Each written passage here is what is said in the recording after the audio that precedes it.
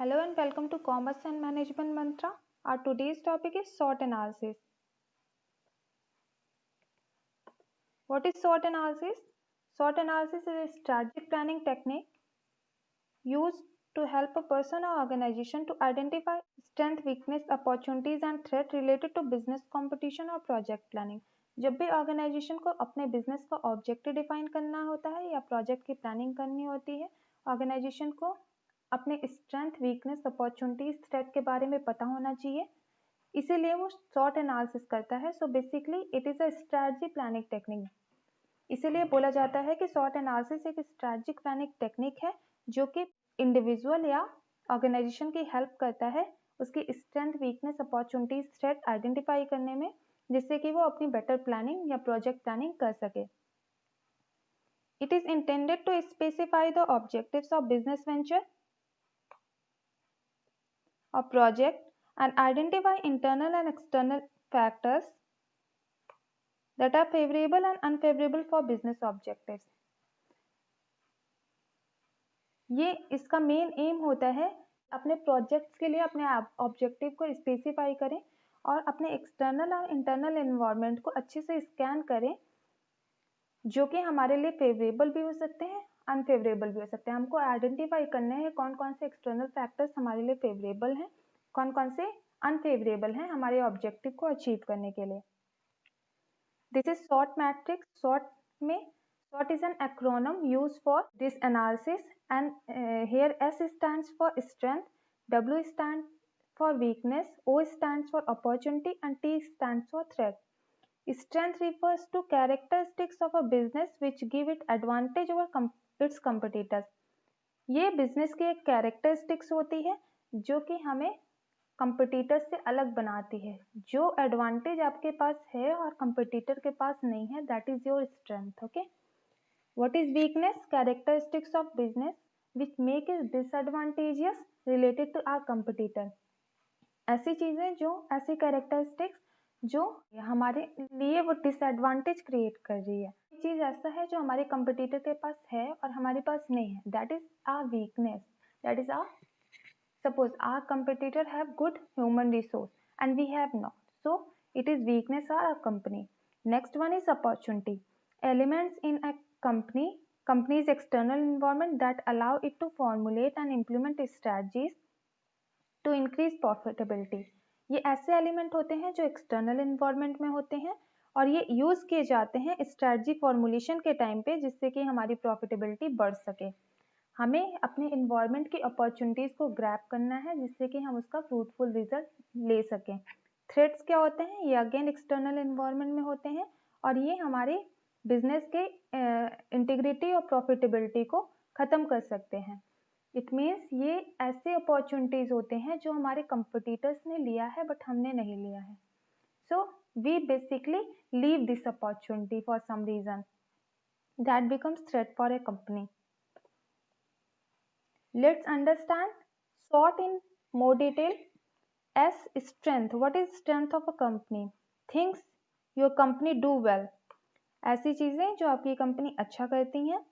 Qualities that separate you from your competitors. आपके अंदर ऐसी क्वालिटीज का होना जो आपको आपके कंपटीटर्स से अलग कर रही हैं. Internal resources such as skilled human resource.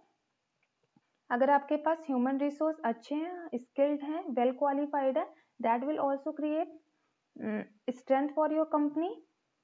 Next one is intangible assets such as intellectual property rights. कुछ ऐसे intangible assets होते हैं कंपनी के पास, जैसे कि पेटेंट हो गया, कॉपीराइट हो गया, ट्रेडमार्क हो गया, that will be also strength for company. Next one is technology.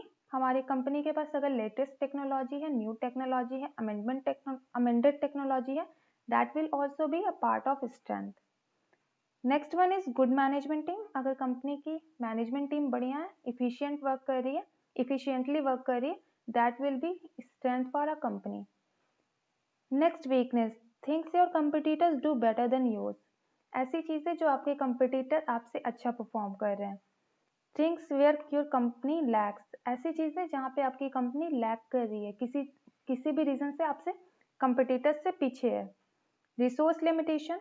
अगर आपके रिसोर्सेज लिमिटेड हैं ऐसे कुछ रिसोर्सेज ऐसे हैं जो आपके कंपटीटर्स के पास हैं बट आपके पास नहीं है, so that will also create weakness for your company. Next one is management, poor management.